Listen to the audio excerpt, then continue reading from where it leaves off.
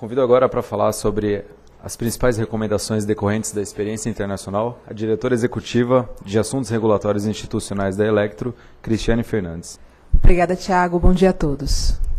Bem,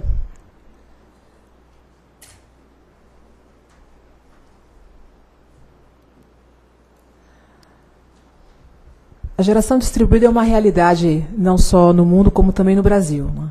Então, seja por motivações relacionadas a custos, a busca do consumidor por um custo mais eficiente, seja também uma motivação relacionada à ideia do conceito de sustentabilidade, de se usar uma energia renovável, né, e assim garantir o futuro das gerações, isso é uma realidade.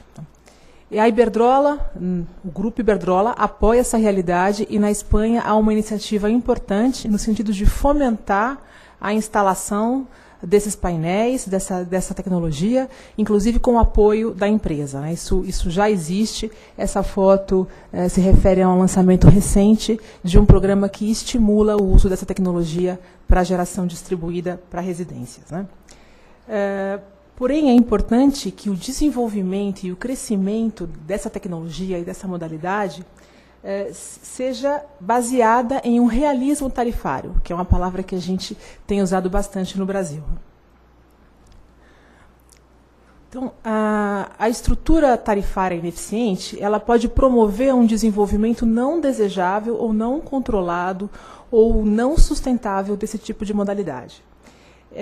Então, para que a gente tenha uma instalação eficiente, um modelo eficiente de geração distribuída, a gente precisa de uma estrutura tarifária que dê conta dos custos do sistema, sob pena da gente reduzir custos para um consumidor em cima de uma não redução de custos reais. Isso gera um subsídio cruzado, como foi falado aqui, e entre consumidores, e um subsídio cruzado altamente indesejável, porque a gente está falando de um subsídio de consumidores, né, assim, o recurso que sai de consumidores com menor poder aquisitivo para consumidores de mais alta renda, porque são esses que têm a possibilidade e a disponibilidade maior de fazer o investimento nesse tipo de tecnologia. Queria ressaltar aqui que quando a gente fala de estrutura tarifária adequada, não necessariamente estamos falando de uma revolução na estrutura tarifária que existe em um determinado país ou numa determinada distribuidora. A gente está falando na criação, que pode ser simples, de uma tarifa específica para o consumidor que prefere, então, aderir a esse tipo de tecnologia.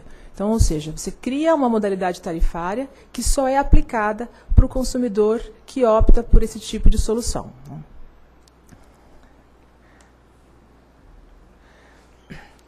Então, o que acontece, né? Quando um consumidor opta pela geração distribuída e não paga os serviços de rede, todos os outros consumidores que não optaram ainda, né, passam a pagar pelos custos de rede que não desapareceram, né?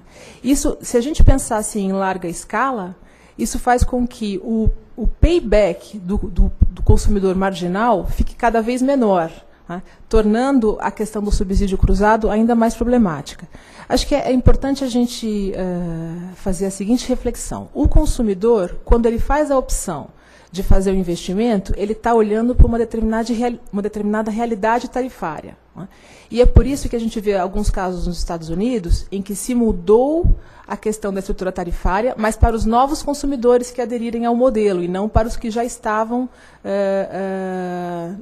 com o modelo de geração distribuída. Então, o quanto antes a gente implantar um modelo de tarifação que faça uma alocação adequada dos custos, mais cedo a gente vai dar o sinal correto para os consumidores realizarem ou não esse investimento. Então, como recomendações oriundas aí das experiências internacionais, principalmente de Espanha, Estados Unidos e Alemanha, a gente tem 6 pontos. Então, primeiro, a gente tem que ter um arcabouço regulatório, é claro, que garanta a sustentabilidade do setor elétrico. Para isso, a gente precisa ter uma configuração ou uma estrutura tarifária eficiente. Isso significa que o consumidor que aderir ao autoconsumo à geração distribuída, ele precisa também pagar, precisa também custear pelos custos de rede que não deixaram de existir. Isso garante uma distribuição eficiente e justa dos custos entre os diferentes consumidores, né? E também garante um crescimento da geração distribuída de maneira ordenada e eficiente. Outro ponto importante é que a gente tem que ter uma contabilização adequada desse consumo, para que isso possa ser medido como produção de energia renovável pelo país e também para que a gente consiga ter uma real mensuração do consumo total que a gente tem numa determinada localidade. Então, essas são as principais recomendações. Agradeço a atenção de vocês.